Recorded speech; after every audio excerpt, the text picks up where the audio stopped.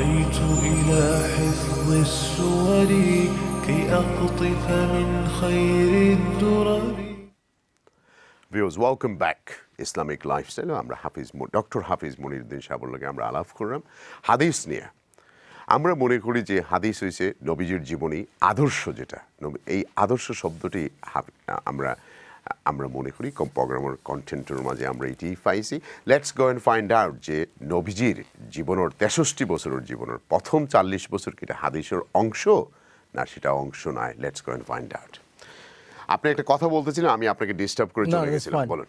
আপনি বলছেন যে নবীজির জীবনের সবকিছুই, আপনি তিনটা বলেছেন, উনি কি করলেন কি না করলেন সবকিছুই, তার মানে একেবারে ঘুমানোটা স্টাইলটা, খাওয়ার স্টাইলটা, আমাদের দাড়ি রাখাটা, চুল রাখাটা সবকিছুই তো। মানে এর মধ্যে একটা মৌলিক, একটা ফান্ডামেন্টাল কথা একটু ক্লিয়ার হওয়া দরকার আমার দর্শকদের কাছে। প্রত্যেক নবীর জীবনের দুইটা হাইসিয়ত, তার ভিতরে বলে হাইসিয়ত মানে দুইটা স্ট্যাটাস আছে। একটা হচ্ছে তিনি নবী হিসাবে যে কাজগুলো করেছেন, আরেকটা হচ্ছে ব্যক্তি মানুষ। ব্যক্তি মোহাম্মদ হওয়ার কারণে তিনি সৌদি আরবে জন্মগ্রহণ করেছেন, তিনি রুটি খেতেন, তাই না? জি। তিনি রুটি খেতেন, খেজুর খেতেন। জি। এটা কি আমাদের জন্য সুন্নত? Thank you. ব্যক্তি হিসাবে রসুল সাল্লাম যা খাইছেন এটা আমার জন্য সুন্নত নয়। ব্যক্তি হিসাবে রসুল যে কাপড়টা পরতেন, কারণ আরব দেশে এই কাপড় তো আবু জাহেলও পরতো, যে কাপড় রসুল পরতেন এই কাপড় আবু জাহেলও পরতো, আবু লাহাবও পরতো। সুতরাং রসুল সাল্লাহ সাল্লামের ব্যক্তি মোহাম্মদ হিসাবে যে কাজগুলো করছেন আমার জন্য সুন্নত নয়। আমার জন্য সুন্নত হচ্ছে রসুল মোহাম্মদ অ্যাজ এ রসুল্লাহ যে কাজটা করছেন, মোহাম্মদ আল্লাহ রসুল হিসাবে যে কাজটা করছেন, অ্যানাদার ওয়ে আমি বলি যে কাজগুলো করার জন্য তাকে নবী বানানো হয়েছে, সে কাজগুলো হচ্ছে আমার জন্য হায়দার সুন্নত অথবা ওয়াজিব। এখন রসুল করিম সাল্লাহ সাল্লামের আগের জীবন, যেটা আপনি কথা উঠেছিলেন, আগের জীবন তো রসুল্লাহ সাল্লাম নবী ছিলেন না। সুতরাং ওই জীবন সম্পর্কে আমার কোনো কনসার্নও নেই। ওই জীবন সম্বন্ধে আল্লাহ আপনাকে জিজ্ঞাসাও করবেন না। আল্লাহ আপনাকে জিজ্ঞাসা করবেন, আমাকে জিজ্ঞাসা করবেন যে মোহাম্মদ নবী হওয়ার পরের দিন থেকে মৃত্যু পর্যন্ত যে কাজগুলো করেছেন অ্যাজ এ প্রফেট, নবী হিসাবে, এবং যে কাজগুলো করার জন্য তাকে নবী বানানো হয়েছে, সেই কাজগুলো আমি কতটুকু করতে পারছি, সেটা হচ্ছে আমার উপরে ওয়াজিব। সেটা আমার উপরে কিন্তু তিনটে স্টেট আছে, আমার জন্য ওয়াজিবও হবে, সুন্নত হবে, নফলও হবে, তিনটা জিনিস হতে পারে।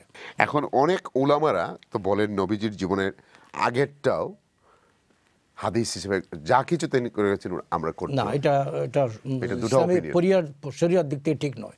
কারণ এখন যদি মনে করেন রাসূলুল্লাহ সাল্লাল্লাহু আলাইহি ওয়াসাল্লাম আগের জীবনে কিন্তু মিথ্যা কথা বলেন নাই, এটা অবশ্যই ভালো কাজ। কিন্তু রাসূলুল্লাহ সাল্লাল্লাহু আলাইহি ওয়াসাল্লাম নবী হওয়ার পরেও তো মিথ্যা কথা বলেন নাই। সুতরাং আমার সাথে আগেরটা আমি আনতেছি কি জন্য? আমি তো রাসূলুল্লাহ সাল্লাল্লাহু আলাইহি ওয়াসাল্লামের জীবনের ওই অংশটা আনবো যে অংশটা তিনি নবী ছিলেন। কিছু উলামারা বলেন নবীজি যা করেছেন তার 63 ইয়ার্স জীবনে সেটাই হচ্ছে হাদিস। আবার কিছু উলামা বলতেছেন আপনার মতো যে নবুয়ত পাওয়ার পরে, নবী হওয়ার পরে যা করেছেন তা হচ্ছে সুন্নত। তো এটা সুন্নত না, শুধু সুন্নত হতে পারে, এর মধ্যে ফরজও আছে কিন্তু। আচ্ছা, ফরজও আছে, ওয়াজিবও আছে, সব মিলিয়ে। এখন আমরা কোন দিকে যাব? আমরা কি করব? আমরা তো অসহায় হয়ে আছি। এই কথা তো সব ক্ষেত্রে সত্য, এটা সব ক্ষেত্রে সত্য। আপনি এনি মাসলার ক্ষেত্রে তো আসে। আমি বরং এবার আমার দর্শকদের অনুরোধ করব যে ট্রাই টু রিড, আপনি কোরআন পড়ুন এবং ডাইরেক্ট হাদিসগুলো পড়ুন, কোনো ভাই মিডিয়া না গিয়ে। আপনি এখন তো হাদিস একটা অ্যাপসে পাওয়া যায়, সমস্ত রাসূল সাল্লাল্লাহু entire sayings of prophet Muhammad সাল্লাল্লাহু আলাইহি ওয়াসাল্লাম একটা অ্যাপসে পাওয়া যায়, এবং সাবজেক্ট ওয়াইজ ক্যাটাগরি করা। আপনি রসুল হাদিসগুলো পড়েন। আসলে কি প্র্যাকটিক্যালি এটা সম্ভব নাকি আমাদের জন্য? আপনাকে আমি পুরো পড়তে বলছেন, আল্লাহ আপনাকে জিজ্ঞাসা করবেন না যে সবটা পড়লে না কেন। যেরকম আল্লাহ আমার জিজ্ঞাসা করবেন না সারা দুনিয়াতে কোরআন দিল না কেন। মানুষের সঙ্গতির যদ্দূর আল্লাহ তাআলা বলছে লা ইউকাল্লিফুল্লাহু নাফসান ইল্লা উসআহা। আল্লাহ তাআলা আপনাকে বাধ্য করবেন না যেটা সঙ্গতি আপনার নাই। নবীজি নবিয়ত পাওয়ার আগের 40 বছরের এটা কি হাদিস না? হাদিস না, হাদিস নয়। হাদিস নয়। Thank you.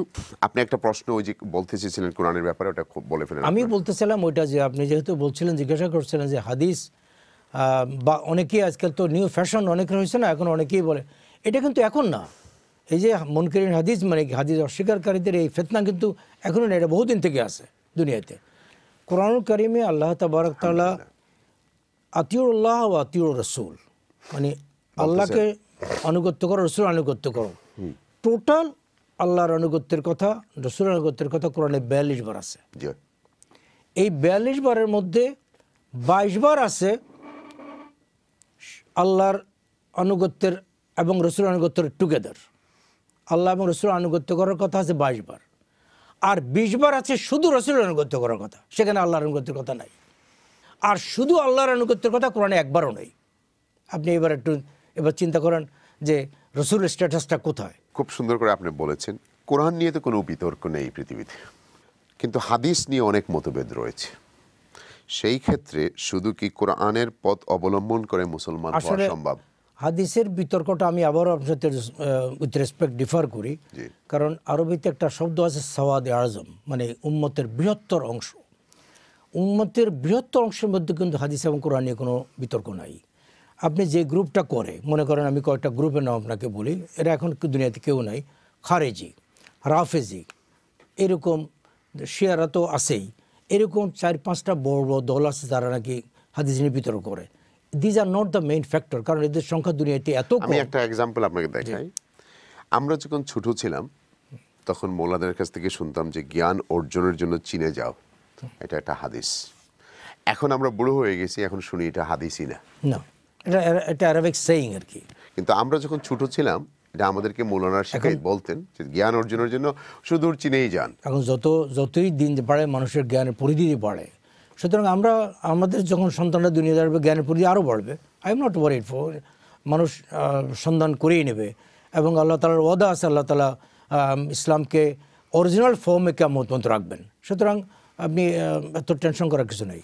আহলে হাদিস আর বিভিন্ন মাযহাবের মধ্যে পার্থক্যটা কি? আহলে হাদিসরা মনে করে তারা হাদিস ফলো করে এবং কোরআন এবং হাদিস তারাই ফলো করে, মাযহাবের লোকেরা অত গুরুত্ব দিয়ে করে না। কিন্তু আসলে তো অরিজিনাল শব্দটাই ভুল, কারণ আহলে হাদিস বলতে তো হাদিসের লোক তো কেউ হইতেই পারে না, কারণ তাকে তো কোরআন লোক হইতে হবে আগে। তাহলে বলা দরকার ছিল আহলুল হাদিস আল কোরআন, এটা হলে হইতো। মাযহাবের সাথে এটা কোনো কন্ট্রাডিকশন থাকার কথা না, কারণ যেই জমানায় মাযহাব শুরু হয়েছে এই জমানাটা কিন্তু রসুলের জমানা না, রসুলের জমানার অনেক পরে। আপনি ইমাম আবু হানিফা যখন দুনিয়াতে আসছেন, তিনি ইমামদের মধ্যে প্রথম ইমাম, ফেকার ইমাম, যিনি যার আমরা হানাফি মযহাব যেটা বলি, এটা হচ্ছে প্রথম ইমাম ইনি। এবং ইমাম আবু হানিফা যতদিন ছিলেন দুনিয়াতে জীবিত, ততদিন কিন্তু ইমাম শাফি দুনিয়াতে আসেন। ইমাম শাফির জন্ম হয়েছে আবু হানিফার মৃত্যুর পরের দিন। ইমাম আবু হানিফা যেদিন মারা গেছেন তার পরের দিন ইমাম শাফির জন্ম হয়েছে। এবং এই সব ইমামরা যদি এক জমানায় থাকতেন সবাই, তাহলে এত মযহাব কিন্তু হইতো না। যেমন আমি এটা কেন বলি আপনাকে, ইমাম আবু হানিফার যে স্কুল অফ থট, এই থটের মধ্যে 3জন বিখ্যাত লোক আছেন, 3জন বিখ্যাত ব্যক্তি, ইমাম আবু হানিফা হিমসেলফ আর তার 2জন বড় জলিল কদর তার সাথী, একজন হচ্ছে ইমাম মোহাম্মদ আর একজন হচ্ছে ইমাম আবু ইউসুফ। এই ইমাম আবু ইউসুফ সেই ব্যক্তি যিনি আব্বাসিয়া খেলাফতের চিফ জাস্টিস ছিলেন। এবং আবু ইউসুফ প্রথম ব্যক্তি যে নাকি মুসলিম ইতিহাসের প্রথম বুক অফ রেভিনিউ ট্যাক্সেশন ওপর প্রথম বই লিখছেন, এটা এখনও দুনিয়াতে আছে, কিতাবুল খরাজ, যেটা আবু ইউসুফের লেখা। Abu Yusuf was the chief justice of Islamic মানে খেলাফত। এই 3জন লোক ছিল ইসলামী ফেকার বড় বড় স্কলার। দেয়ার আর সো মেনি হাদিস মাসলা, যে মাসলাতে এরা 3জন কখনো একমত হতেন না। এদের নিয়ম ছিল এরা যখন কোনো একটা মাসলা হাদিস এবং কোরআন থেকে বের করতেন, যেমন একটা উদাহরণ দিই, আমি ছোট্ট একটা উদাহরণ দিই, যখন অজুদ্দে কটা ফরজ, একটা ছোট্ট উদাহরণ দিচ্ছি আমি, অজুদ্দে কটা ফরজ। ইমাম আবু হানিফার কথা হচ্ছে যে অজুতে যেহেতু আল্লাহ তাবারক তাআলা সূরা মায়দাতে যেখানে অজুর কথা বলেছেন, সেখানে 4টা কথা আল্লাহ বলছেন, তুমি হাত ধো, মুখ ধো, মাথা মুছে করো আর পাও ধো। এই 4টা কথা তো আল্লাহ তাআলা বলছেন, সুতরাং অজুদ ফরজ 4টা। এখন ইমাম আবু হানিফা যতদিন দুনিয়া ছিলেন ততদিন এর কোনো ওনার সামনে এটা কোনো মানে কেউ এটার প্রতি করে নেই, চ্যালেঞ্জ করে নাই। ইমাম শাফি দুনিয়াতে যখন আসলেন অনেক পরে, আরও 20-30-40 বছর পরে, ইমাম শাফি বললেন যেহেতু হাদিসে আল্লাহ রসুল বলছেন যে ওই ব্যক্তির অজু হয় না যে নাকি বিসমিল্লাহ পড়ে নাই, লা অজুয়া ইল্লা বিল বাসমালা, হাদিসের ভাষা এটা। এখন উনি বলছেন যেহেতু আল্লাহ রসুল বলছেন অজু হয় নাই, তাহলে বোঝা গেল বিসমিল্লাহটা ফরজ। তিনি বললেন যে অজুর সাথে এই 4টার সাথে বিসমিল্লাহটা, নবীরটা তো হলো সুন্নাহ, আর কোরআনে যেটা বলা হচ্ছে সেটা হবে ফরজ না। কিন্তু রসুল যখন বলেন যে এটা হয় না, তখন সেটাও ফরজের অংশ, ওটা আরেকটা মাসলা। কারণ আল্লাহ রসুল তো শরীয়তের মাসলা তো আমাদের মাথায় ঢুকে না। আপনার কথা একটা মৌলিক কথা আমার বোঝা দরকার যে শরীয়তের অথরিটি কিন্তু শুধু আল্লাহ অ্যালোন নন, শরীয়তের অথরিটি কিন্তু আল্লাহর সাথে রসুলও। এবং এই কারণে রসুলের জীবনের কাজকর্ম কিন্তু অনেক কাজ Thank আছে you. যেটা ফরজ। এখন হচ্ছে যে আজকের সাবজেক্ট সম্পর্কে আপনি 30 সেকেন্ড আমাদেরকে কিছু বলেন, হাদিস নিয়ে আমরা শেষ। আমি আমার হাদিস হচ্ছে ম্যাসিভ সাবজেক্ট, এটা আমি আপনাকে ছোট্ট একটা উদাহরণ দিয়ে শেষ করতে চাই। এই যে রাবিদের কথা বলছি, এই রাবিদের মধ্যে প্রায় 1.5 লক্ষ লোক আছে, এই মিডল ম্যান যারা এই রসুল থেকে ইমামদের পর্যন্ত হাদিসের এই মাঝখানে যে লোকগুলো, এই লোকগুলোর জীবনই আমাদের সমাজে তৈরি করা হয়েছে এবং এই কাজগুলো কিন্তু মুসলমানরা করে নাই। সবচেয়ে আশ্চর্য হচ্ছে এই কাজটা করেছেন একজন নন মুসলিম। আপনি যে বলছেন ওই লোক মুসলমান হয়নি, কেন? ওই লোক মুসলমান হয়নি যে লোকটা এই কাজটা করছেন।